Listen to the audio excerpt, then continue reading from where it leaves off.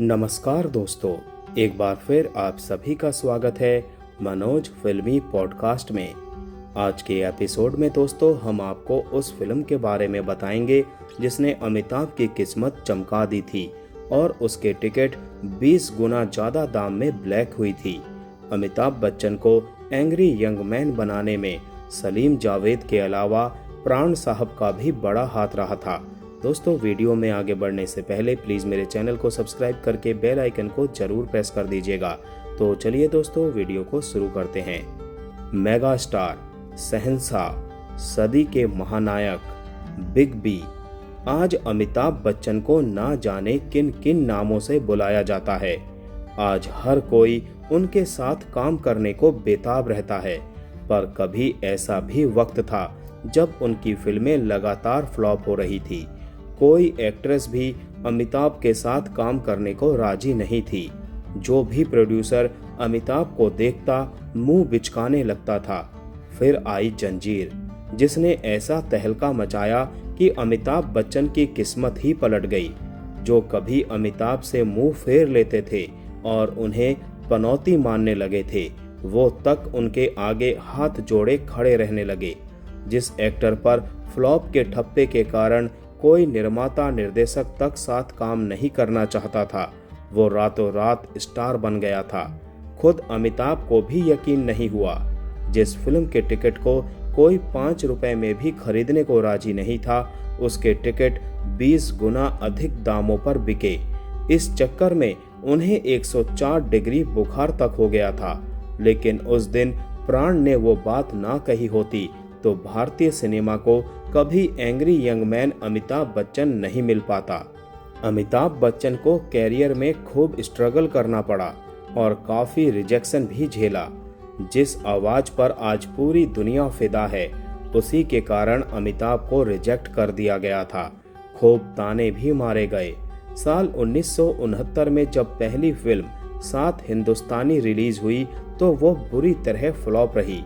इसके बाद वो रेशमा और शेरा जैसी दर्जनों फिल्मों में नजर आए और वो सभी एक के बाद एक फ्लॉप हो गईं। अमिताभ का कैरियर एकदम गर्त में जा रहा था। निर्माता, निर्देशक और हीरोइनें तक उनके साथ काम करने में कतराने लगी थी। कभी अमिताभ को आवाज के कारण ताने मारे गए तो कभी उनकी लंबी पतली टांगों के कारण उनको रिजेक्ट किया गया।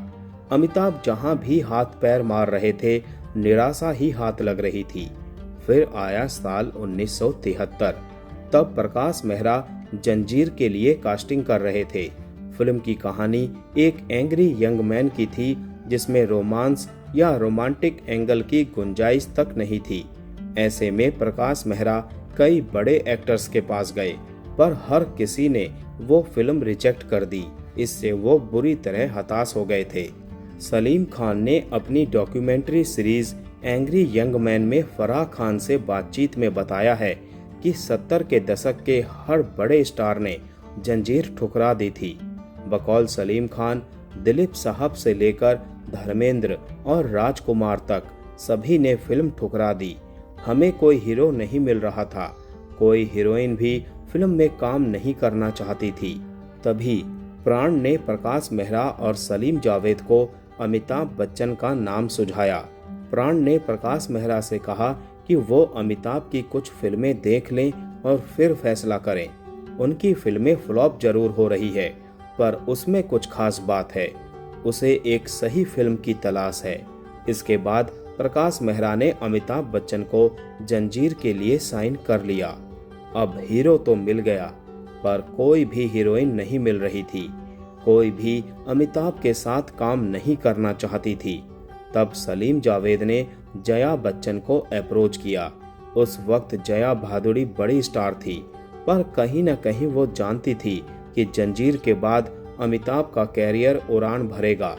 सलीम जावेद के मुताबिक वो जानते थे कि जया जंजीर में काम करने से मना नहीं करेंगी। अगर फिल्म को हिट कराना है और बेचना है तो उसमें जया को लेना ही पड़ेगा। और हुआ भी यही। जया को ये साफ साफ बता दिया गया कि फिल्म में उनका रोल बहुत छोटा है और उनके करने के लिए कुछ खास नहीं होगा। बस वो अमिताभ के लिए हाँ कर दे। ताकि उन्हें एक मौका मिल जाए। सलीम जावेद के मुताबिक जया ने जंजीर में काम करने के लिए सिर्फ और सिर्फ अमिताभ की वजह से हाँ कही थी। वहीं जावेद अख्तर ने बताया कि उनकी जंजीर को उस वक्त कोई लीड हीरो इसीलिए भी नहीं मिल रहा था क्योंकि तब राजेश खन्ना और आर.डी. बर्मन का दौर था। खूब रोमांटिक और म्यूजिकल फिल्में बनती थी, लेकिन सलीम जावेद की फिल्मों का हीरो ना तो गाने गाता था और ना ही रोमांस करता था और ना कॉमेडी, इसीलिए कोई भी हीरो उनकी फिल्मों में काम नहीं करना चाहता था। जावेद अख्तर ने एक अन्य इंटरव्यू में बताया था कि वो और सलीम जब भी जंजीर में अमिताभ को साइन करने के बारे में सोचते तो उनकी फिल्म पिट जाती। प्रकाश मेहरा भी दुखी हो जाते, लेकिन जब कोई एक्टर नहीं मिला तो अमिताभ को ही जंजीर में विजय के रोल में कास्ट करना पड़ा। हालांकि अमिताभ को जंजीर के लिए चुनने पर प्रकाश मेहरा को खूब आलोचनाओं का सामना भी करना पड़ा था। लोगों ने कहना शुरू कर दिया था कि ये फिल्म तो फ्लॉप ही होगी। स्थिति ऐसी थी कि प्रकाश मेहरा के पास ना तो डिस्ट्रीब्यूटर्स थे और ना ही फाइनेंसर। कोई भी फिल्म में पैसा लगाने को राजी नहीं था। प्रकाश मेहरा पर लोग हंसते और चिढ़ाते कि ये लंबा और बेवकूफ हीरो कौन है। अमिताभ भी इस तरह की आलोचनाओं पर रो पड़ते थे।